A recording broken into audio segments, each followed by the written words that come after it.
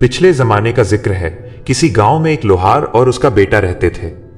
एक दिन बेटा अपने बाप से कहने लगा, अब्बा मेरे लिए एक छुरी बनाओ जिसकी धार बहुत तेज हो। बाप ने कहा, बेटा छुरी भली न कठारी, ये तो बताओ तुमने छुरी का करना क्या है। बेटे ने गोलमोल सा जवाब दिया, बस अब्बा मुझे छुरी चाहिए। आखिर बेटे के बेहद इसरार आग्रह पर बाप ने लोहे की छुरी बना दी। जब बेटे के हाथ में हथियार आ गया तो वो शेर हो गया। लगा बाप को डराने धमकाने की, अब्बा अब्बा फौरन राजकुमार के महल में जाओ और मेरे लिए राजकुमारी का रिश्ता मांगो। अगर नहीं मांगा तो मैं ये छुरी मारकर तुम्हारा सर तन से जुदा कर दूंगा। लोहार बेचारा ये सुनकर थर थर कांपने लगा। लड़के की आंखों में खून उतरा हुआ था। लोहार उस घड़ी को कोसने लगा जब उसने बेटे को छुरी बनाकर दी थी। अब सोचने लगा कि करूं तो क्या करूं, इधर कुआं उधर खाई। अगर राजा से रिश्ता मांगने गया तो राजा मुझे मार डालेगा, अगर न गया तो बेटा मुझे मार देगा।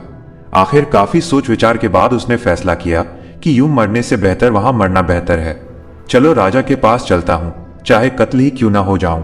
बात तो हो जाएगी कि लोहार राजा से रिश्ता मांगने आया था। अपने बेटे के हाथों गुमनामी की मौत मरने से बेहतर है कि राजा के हाथों इज्जत से मशहूर होकर मर जाऊं। एक दिन लोहार हिम्मत करके राजा के पास पहुंचा और वहां जाकर अपने बेटे के लिए राजा से राजकुमारी का रिश्ता मांगा।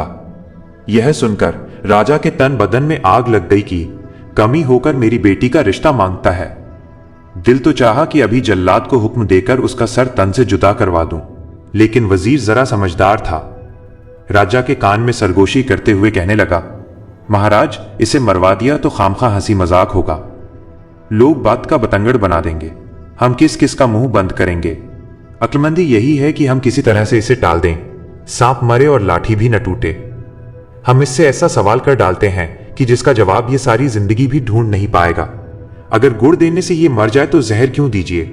इसके बाद वजीर लोहार से मुखातिब होकर बोला, मियां लोहार, हम राजकुमारी का रिश्ता तुम्हारे बेटे से करने के लिए तैयार हैं, लेकिन इसके लिए हमारी एक शर्त है कि तुम्हारा बेटा कोई ऐसा काम करे जो आज से पहले न किसी ने किया हो और न किसी ने देखा हो।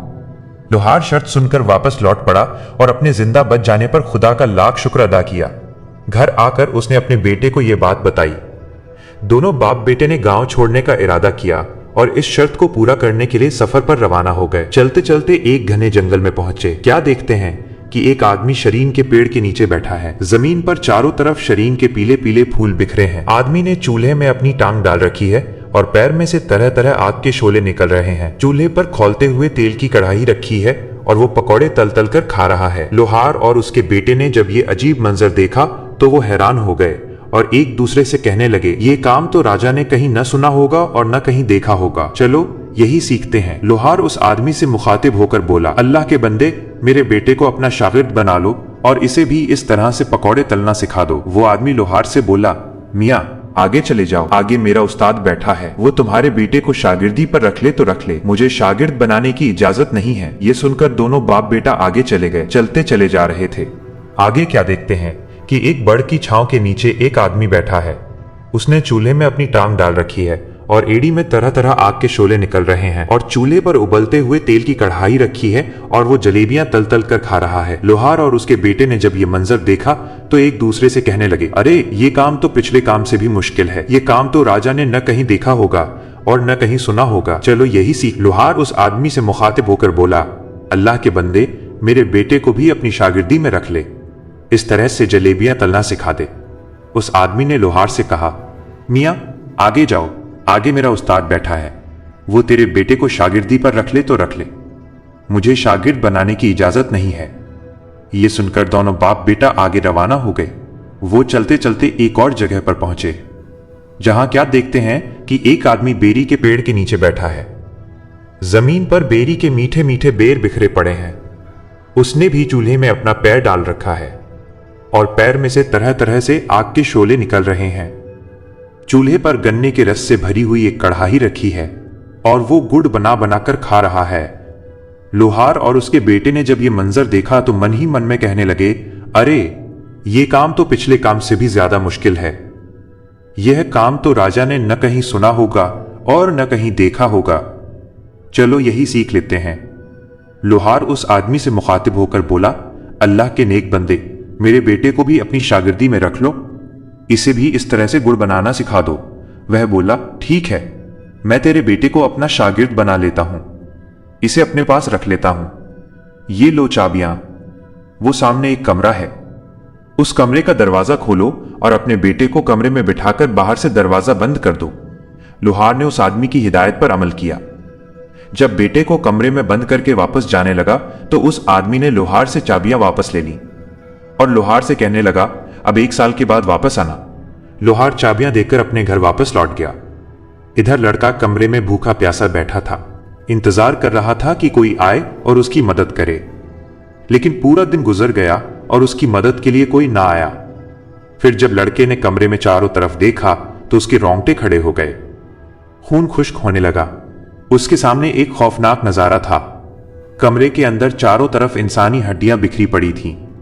लड़के ने सोचा, न जाने मुझसे पहले कितने ही लोग इस मौत के कमरे में अपनी जान दे चुके हैं और मेरा हाल भी उनसे कुछ मुख्तलिफ नहीं होगा। मैं और मेरा बाप इस बाहर बैठे आदमी के धोखे में आ गए। अब मुझे भी उन आदमियों की तरह यहां पर एड़ियां रगड़ रगड़ कर मरना पड़ेगा। एक दिन मेरी भी हड्डियां इन हड्डियों की तरह बिखरी पड़ी होंगी। ये सोचकर उसकी आंखों में आंसू आ गए और फूट फूट कर रोने लगा। जब रोने से दिल का गुबार निकल गया तो कमरे में एक कोने में जाकर बैठ गया। दिल ने कहा, जब तक सांस तब तक आस आशा। लड़के ने जमीन पर पड़ी हुई एक बड़ी सी हड्डी उठाई जिसका सिरा छुरी से ज्यादा तेज और तीखा था और दीवार खोदना शुरू कर दी। दीवार से मिट्टी गिरती रही और गिरती रही। आखिर रात दिन की मेहनत रंग लाई। दीवार में इतना बड़ा सुराख हो गया था कि एक आदमी उसमें से निकल सकता है। जब लड़का उसमें से निकलकर दूसरी तरफ गया तो क्या देखता है कि एक और कमरा उसका इंतजार कर रहा है। कमरा खूब सजा हुआ है, कीमती पर्दे लटक रहे हैं, कमरे में बहुत कीमती कालीन बिछा हुआ है। जाली के पर्दे के पीछे सांस लेते हुए किसी बहुत हसीन जिस्म का एहसास होता है। ज्यों ही लोहार के लड़के ने पर्दा सरकाया तो उसकी आंखें खुली की खुली रह गईं। क्या देखता है कि एक गोरे रंग की मालकिन एक बहुत खूबसूरत लड़की बिस्तर पर लेटी हुई सो रही है। जवानी की नींद में सांस लेते हुए उसका जिस्म मुसलसल हरकत में है। करवटों की वजह से काले काले लंबे बाल उसके जिस्म से लिपटे हुए हैं। कुछ देर लड़का दीदे फाड़े आंखें खोलकर उसे देखता रहा। इसी दौरान लड़की की आंख खुल गई। पहले तो लड़की अपने कमरे में अजनबी लड़के को देखकर डर गई और लड़का भी घबराया कि खुदा जाने क्या बला है। थोड़ी देर बाद जब दोनों मुतमईन आश्वस्त हुए तो लड़की ने कहा, कोई बात नहीं, आजा मेरे पास आजा, यहां बिस्तर पर बैठ जाओ और मुझे बता कि तू कौन है और यहां कैसे पहुंचा। यह सुनकर लोहार के लड़के की हिम्मत बढ़ी। उसने अपनी सारी दास्तान बताई। पहले तो लड़की ने उसे कुछ खाने के लिए दिया और फिर कहा, जो आदमी बाहर गुड़ निकाल कर खा रहा है और जिसने तुझे कमरे में बंद किया है वो आदमी मेरा बाप है। मैं भी जादूगरनी हूं, तू फिक्र ना कर, मैं तुझे जादू सिखाऊंगी। लड़की अपने बाप से 2 गुना ज्यादा आगे थी। बाप अगर 14वें दर्जे पर था तो बेटी 16वें दर्जे पर थी। लड़की ने लोहार के लड़के को जादू सिखाना शुरू कर दिया और इसके अलावा उसको तरह तरह के फल और लजीज खाने खिलाती। अच्छी से अच्छी उसे पोशाक पहनावा पहनने के लिए देती। इसी तरह से 1 बरस गुजर गया, लेकिन लोहार लड़के को लेने के लिए ना आया। उसने सोचा कि जब तक मेरा बेटा काबिल जादूगर नहीं बन जाता उसे लेने के लिए नहीं जाऊंगा। इस तरह वो लड़का उस जादूगरनी से जादू सीखता रहा और एक दिन अपने जादू में माहिर हो गया। 2 बरस के बाद लोहार वापस आया। क्या देखता है कि वो आदमी उसी तरह बेरी के पेड़ के नीचे बैठा है और उस आदमी ने अपनी टांग चूल्हे में डाल रखी है और पैर में से आग के शोले निकल रहे हैं और वो इसी तरह से गुड़ बना बनाकर खा रहा है। 2-4 मिनट के बाद लोहार ने पूछा, अल्लाह के बंदे, मेरा बेटा कहाँ है? 2 साल पहले मैं उसे तेरी शागिर्दी में छोड़ गया था। वो आदमी कहने लगा, मैं तो 2 साल से यहीं पर बैठा हूं और गुड़ बना बनाकर खा रहा हूं। न मुझे फुर्सत मिली और न मैंने वहां जाकर देखा। तू अपने हाथ से अपने बेटे को कमरे में बंद करके बाहर से ताला लगा गया था। ये ले चाबियां और अपने बेटे को जाकर देख ले। बाप ने सुना तो उसके चेहरे की हवाइयां उड़ गईं। एक रंग आता और एक रंग जाता था। यह सोचकर कि 2 साल बाद बेटे की हड्डियां ही मिले तो मिले, वरना जिंदा मिलना तो नामुमकिन है। गुड़ खाने के शौकीन आदमी को दिल में गालियां देता हुआ लोहार दौड़ा दौड़ा उस कमरे की तरफ गया और ताले में चाबी घुमाई। लड़की के कानों में जब चाबी की आवाज पड़ी तो लड़के से कहने लगी, अगर मेरा बाप हुआ तो हम दोनों को मार डालेगा, और अगर तेरा बाप हुआ तो हम बच जाएंगे। लोहार दरवाजा खोलकर अंदर कमरे में गया तो कमरा खाली था। दीवार के सुराख में से गुजरकर जब दूसरे कमरे में पहुंचा तो क्या देखता है? सामने कमरे पर मिस्री पर एक खूबसूरत लड़की और उसका लड़का बैठे हुए हैं। मारने वाले से जान बचाने वाला ज्यादा बड़ा है। अपने बेटे को जिंदा देखकर बाप की जान में जान आई। दौड़कर बेटे को बेइख्तियार सीने से लगा लिया और खुदा का लाख लाख शुक्र अदा किया। उसके बाद लड़के ने अपने बाप को लड़की का तारुफ परिचय करवाया। असल हकीकत से जब लोहार वाकिफ परिचित हुआ तो वो हैरान रह गया। उसने उसके बेटे की जान बचाने पर लड़की का शुक्रिया अदा किया। वो खूबसूरत जादूगरनी उससे कहने लगी, अब तुम दोनों के बचने की एक ही सूरत है, और वो ये कि ए लोहार, तू रोता पीटता और सिसकता हुआ बाहर मेरे बाप के पास जा और उसे जाकर कहना कि मेरा बेटा भूख प्यास से मर गया, तुमने उसे बाहर निकाला ही नहीं। अब मुझे इतनी इजाजत दें कि उसकी हड्डियां को किसी कपड़े में बंद कर ले जाऊं ताकि उसकी हड्डियों को दफन कर सकूं। लोहार रोता हुआ कमरे से बाहर निकला। जैसा लड़की ने समझाया था उसने वैसा ही किया। गुड़ बनाता और खाता हुआ वो आदमी बोला, हाँ हाँ, हड्डियां ले जा, मैंने उनका क्या करना है। और उस बूढ़े जादूगर ने हड्डियां ले जाने के लिए एक बड़ी सी चादर भी दी। लोहार दोबारा कमरे में आया और लड़की की बताई गई हिदायत के मुताबिक अपने बेटे को चादर में छिपा लिया। जब बेटे को चादर में छिपाए कंधे पर उठाकर बाहर जाने लगा तो लड़की बोली, मेरी एक बात पल्ले से बांध लो, मैंने तुम्हारे लड़के को जो जादू सिखाया है उस जादू के जरिए रास्ते में ही कहीं कमाई करना शुरू न कर देना। अगर तुमने रास्ते में ही अमीर होना शुरू कर दिया तो मेरे बाप को पता चल जाएगा और फिर वो तुझे और तेरे बेटे को नहीं छोड़ेगा। खूबसूरत जादूगरनी कमरे में ही रही। लोहार ने उस लड़की से कहा कि बेटी, तू भी हमारे साथ चल, अपने संगदिल और जालिम बाप से रिहाई हासिल कर। लेकिन लड़की ना मानी और कहने लगी कि इस तरह से हम तीनों ही पकड़े जाएंगे, और वैसे भी अब मेरा जीना मरना यहीं पर है, यहां से भागकर मैं कहां जाऊंगी। लोहार अपने बेटे को कपड़े में लपेटे कंधे पर उठाए बाहर निकला। उसने चाबियों का गुच्छा दूर ही से जादूगर की तरफ फेंक दिया जो अभी तक बैठा गुड़ बना रहा था और साथ ही साथ खा रहा था।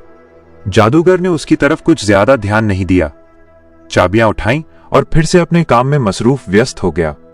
जब लोहार उस आदमी से कहीं दूर निकल आया तो उसने अपने कंधे से नीचे उतारा, फिर अपने बेटे को चादर से बाहर निकाला और दोनों ने खुदा का शुक्र अदा किया कि उन दोनों की जान बच गई। और फिर से बाप बेटे ने सफर का आगाज शुरू किया।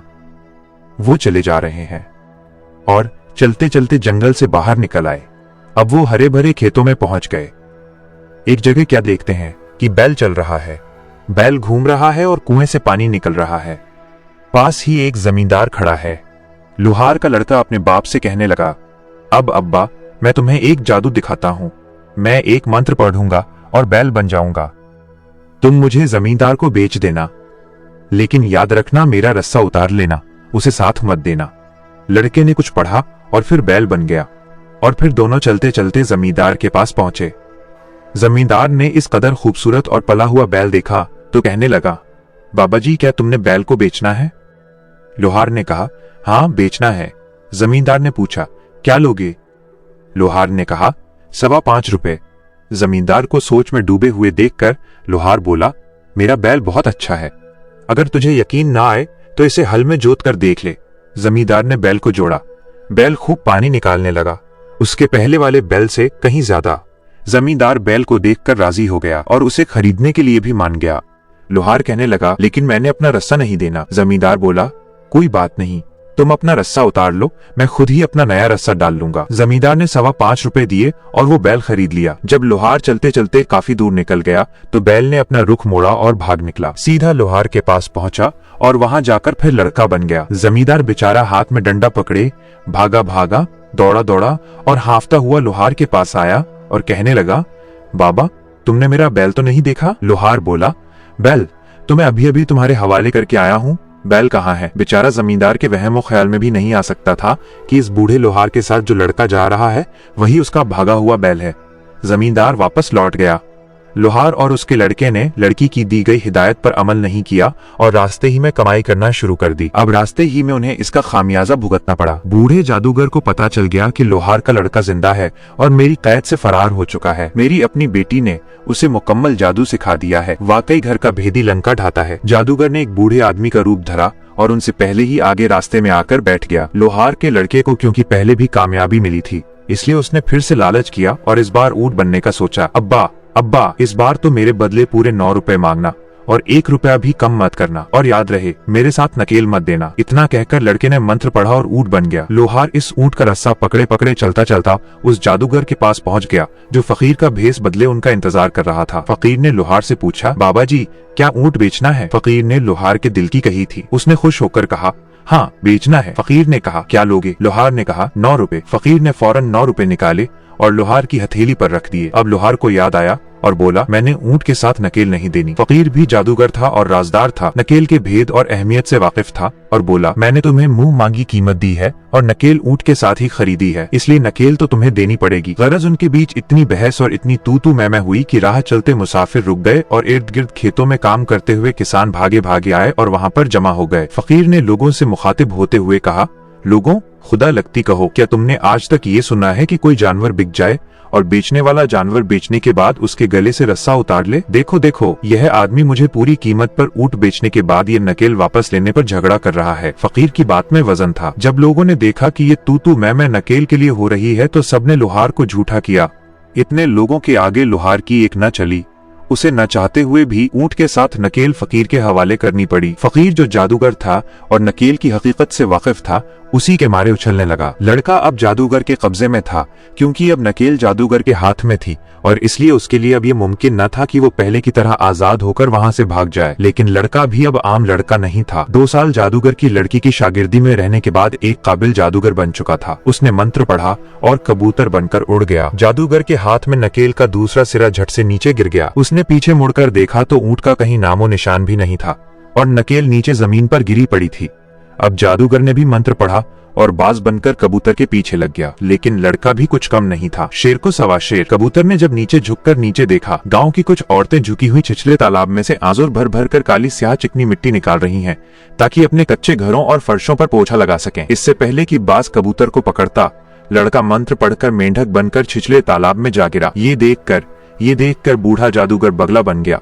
छिछले तालाब में उतरा और चौंचे मार मार कर मेंढक को तलाश करने लगा। एक गांव की खूबसूरत गोरी लड़की भी अपने लंबे लंबे हाथों से मिट्टी निकाल रही थी। लड़के ने फिर से मंत्र पढ़ा और मेंढक से छल्ला बनकर लड़की की उंगली में चला गया। बगला जादूगर अब उसकी उंगली से छल्ला निकालने से तो रहा। थोड़ी देर बाद औरतें मिट्टी बर्तनों में डालकर अपने घरों की तरफ चल पड़ी। जैसे ही लड़की अपने घर पहुंची, जादूगर बगले से फकीर बन गया और सदा लगाते हुए उनके घर पर जा पहुंचा। लड़की छानने में आटा डाले दरवाजे पर आई। जादूगर बोला, बेटी मैंने आटा नहीं लेना, मैंने तो वो छल्ला लेना है जो तुम्हारे दाएं हाथ की छोटी उंगली में है। ये बात सुनकर लड़की को गुस्सा आ गया। तू कौन होता है मुझसे ये छल्ला मांगने वाला? जब ये तकरार लड़की की माँ के कानों में पड़ी तो वो भी दरवाजे पर आ गई। अब जो माँ को असल बात पता चली तो वो लड़की से बहुत खफा हुई। माँ शक्की मिजाज औरत थी। लड़की से कहने लगी, तू तो छिछले तालाब से मिट्टी लेने गई थी, ये छोटी उंगली में छल्ला कहाँ से पहन कर आ गई? बता तेरे किस यार ने ये छल्ला दिया? इसे फौरन उतार और फेंका। आने दे तेरे बाप को, सब बताती हूँ।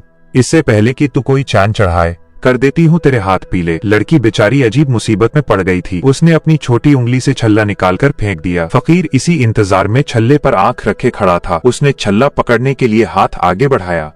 लड़का फिर छल्ले से कबूतर बनकर उड़ गया और जादूगर बाज बनकर उसके पीछे लग गया। आखिर राजा का महल आ गया।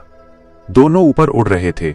राजा कचहरी लगाए बैठा था। इससे पहले कि बाज कबूतर को पकड़ता, लड़का कबूतर से सोने की तार बन गया और बादशाह के ताज में जाकर गिर गया कि यहाँ से तो बाज मुझे नहीं निकाल सकेगा। जादूगर फिर बाज से फकीर बन गया और बादशाह के सामने आकर सदा लगाई। राजा ने कहा, मांग। क्या मांगता है? फकीर ने कहा, राजा तेरे ताज के अंदर जो सोने का तार है वो मुझे दे दे। ये बात सुनकर राजा को बहुत हैरत हुई कि मेरे ताज में सोने का तार कहाँ से आया। ये सोचकर उसने एक हाथ ऊपर उठाया कि ताज में हाथ डालकर देखे तो सही। जो ही राजा ने ताज में हाथ डाला और राजा के हाथ में आते ही तस्बीह बनकर टूट गया और जमीन पर बिखर गया। फकीर फौरन मुर्गा बनकर उन्हें चुगने लगा। बिल्ली बनकर उसने मुर्गे को पकड़कर दबोच लिया और वहीं पर मार दिया। राजा हैरान परेशान ये सब कुछ देख रहा था। हैरत से उसकी आंखें फटी जा रही थीं। ऐसा मंजर राजा ने कभी अपनी आंखों से नहीं देखा था। इधर मुर्गे को मारने के बाद लड़का अपनी असल हालत में वापस आ गया था और आगे बढ़कर राजा के रूबरू आदाब बचा लाया। राजा जो अभी तक हैरत में डूबा हुआ था, बामुश्किल ही बोला, ये सब क्या माजरा है? लड़के ने कहा, महाराज बताइए, क्या आज से पहले आपने ये सब देखा या सुना? राजा हैरत से मुंह में उंगलियां दबाए हुए बोला, नहीं, कभी नहीं। इस पर लड़के ने कहा, महाराज अब अपना मुआहदा समझौता याद कीजिएगा जो आपने मेरे बाप से किया था। मैं उसी लोहार का बेटा हूं। मैंने भरी कचहरी में इतने लोगों के सामने आपकी शर्त पूरी कर दी है। अब आप अपना वादा पूरा करें और मुझे राजकुमारी का रिश्ता दीजिएगा। राजा के पास अब कोई रास्ता नहीं रहा था। उसे मजबूरन हाँ करना पड़ी और अपनी बेटी का रिश्ता उसे देना पड़ा। चंद रोज बाद लोहार अपने लड़के को सजाए सजाए घोड़ी पर बिठाए बारात लेकर राजा के महल में आ गया। धूमधाम से शादी हुई। लोहार का लड़का बादशाह का दामाद बन गया। चूंकि राजा का कोई बेटा नहीं था, इसलिए राजा ने लोहार के बेटे को ही अपना वलीअहद बना लिया। चंद सालों बाद जब राजा मर गया तो लोहार का लड़का तख्त पर बैठा और निहायत आन बान से हुकूमत करने लगा।